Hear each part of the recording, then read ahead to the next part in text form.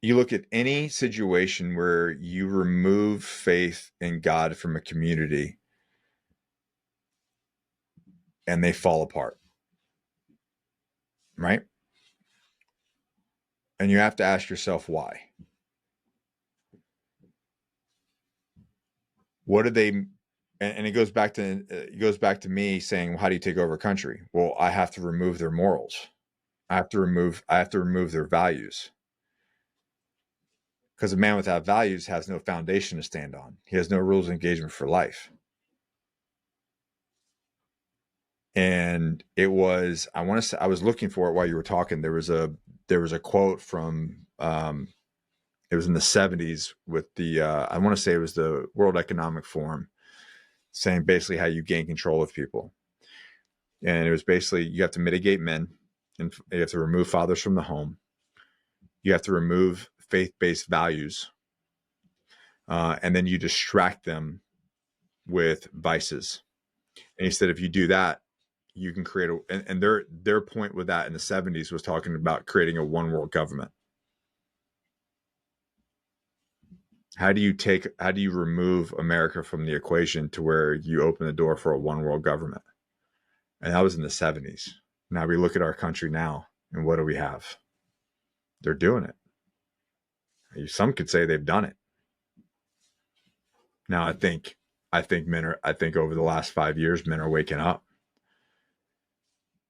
I think that's rough, man. I think I don't know if it's false optimism or because I'm in the trenches and I see the impact and I get to have conversations with men all across the country, like you. I have seen a transition, and I think the pendulum it's always swinging, right? We went really far this way, and it's interesting because I think the fastest growing population of people finding their faith are young men. Yeah. There's a statistic around it that more Bibles were sold last year, and the vast majority of them went to men between the ages of 18 and 25. Like, so this next generation is because they're hearing guys like yourself and they've seen all this other shit, and they're like, that doesn't work. And you can lie to a man, but you can lie to men, but a man on the inside knows the truth. And I think these young men are waking up to the truth because they've been brought up in a culture and society of nothing but lies. There is an interesting thing happening on the faith side that I've noticed, that more of my, so I'm friends with Nick Bear, Jason Khalife, a ton of guys that are across America that are well known. And we've all had these conversations, and we've known each other for years before this. And all of us separately, without talking, reconnected to our faith.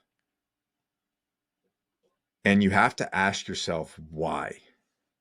And I think you kind of nailed it. It was like, and I'm gonna pull this up. I had this kind of, not epiphany, but I was like, oh, this is it's not enough. It's not enough. And I think the part for me, Nick, while you're doing that, is it's happening in the untraditional way. It's happening outside of the Sunday church. And Billy Graham prophesied this, I think, in the 80s, that the next wave of Christian revolution would come through the marketplace. And I think that's what you're seeing with, these leaders like yourself and Nick and the Steve Weatherfords and it's a lot of great men out there. Overtly, it's not like preaching. It's a very an internal thing. And it's very, they're living it. Yeah, it's a living thing. It's a very internal thing. I think it's a very family thing. And all of us, like I said, have reconnected. And I do think there's this awakening, this thing that going. And the reason why that I said that is and what I put out there was, there comes a point in every man's life where discipline, grit, strength fall short. And that's where faith steps in, not as a crutch, but as a compass. When the path gets dark, you don't need more force, you need more light. And then basically at the same thing, it was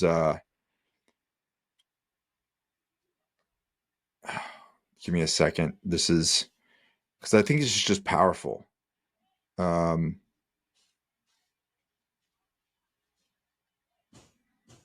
No.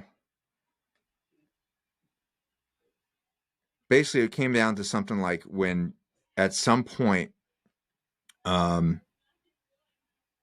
all this other stuff is not enough. Like you can do all the work, you can do all the same thing. And I've done it. I've done the discipline thing. I'm disciplined. I've chosen hard. I've created systems. I've done everything that you can do. I've become successful. I've made money. I've helped people. I've done service. At some point, that is not enough. At some point, faith has to step in. And that is where the difference is. I had Dr. Anna Lemke. She's Stanford's director of addiction and wrote the best-selling book Dopamine Nation. And in her book, she talked about, she works with obviously researching and professing in Stanford, but still runs a clinical practice where she helps guys with sex and porn addiction. She had this one repeating client that just couldn't break through. And she's like, she knew that he was a man of faith. And in her scientific clinical practice, this is like one of the world's leading neuroscientists, right? There's this big argument and debate, science versus religion, science for like, which one is it? She's like, she writes about it in the book. She's like, it got to the point where in our session, I told him I wanted him to stop doing everything and just go home and pray. It's like I asked her, I said, as a woman of science, you've dedicated your life to the discovery of these things in the natural world. I said, what is it that you were looking for him to get out of praying that science wasn't solving? She said exactly what you said. She said, sometimes we just have to get on our knees and say, it's too big for me. It's too big. Life is too big. All the discipline, all the strength, all the fortitude, all of that. I'm not here to do it by myself. Yeah, as I said, at some point, the path forward won't be found in discipline, hustle, or effort. It'll be found in faith. At some point. Maybe not initially, but at some point, it just won't be enough. You're just going to have to like give in. Yeah. And it's not a bad thing, man. It's a freeing thing, because then at that point, the pressure comes off and you're like, oh, and this peace comes in. And for me, that's hard to talk about, because like I mean, not anymore, but at some point it was difficult, because I like gave it all up, man. Like in combat, like I just got so angry at guys dying. And I was like, if there is a God, fuck him. He's an asshole. Because, my brothers were dying, and I had, so like this journey for me, is a very personal one because of that. Right.